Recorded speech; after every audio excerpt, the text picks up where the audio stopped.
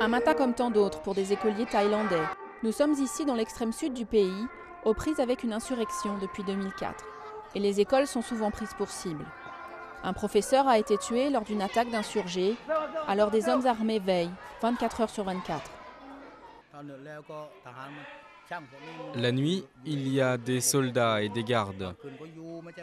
Ils sont là aussi la journée parce que nous avons peur qu'on brûle notre école.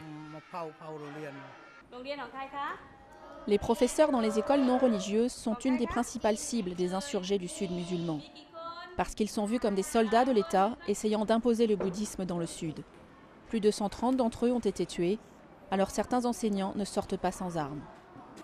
La situation me fait peur, mais je ne regrette pas d'être professeur. J'aide les écoliers à apprendre. C'est un peu risqué, mais toute profession est risquée dans ces 3 provinces. Mais c'est vrai que les professeurs sont la cible principale.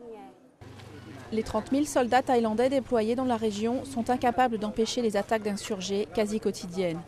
Et l'armée est en plus accusée de violation des droits de l'homme. Selon ces accusations, grâce à l'état d'urgence en vigueur, les militaires peuvent torturer ou même tuer des suspects en toute impunité, alimentant ainsi le cercle vicieux de la violence.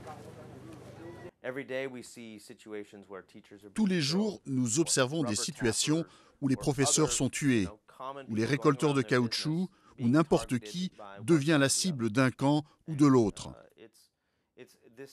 C'est cette violence œil pour œil, dent pour dent, qui rend si difficile une solution politique qui satisfasse les 2 côtés.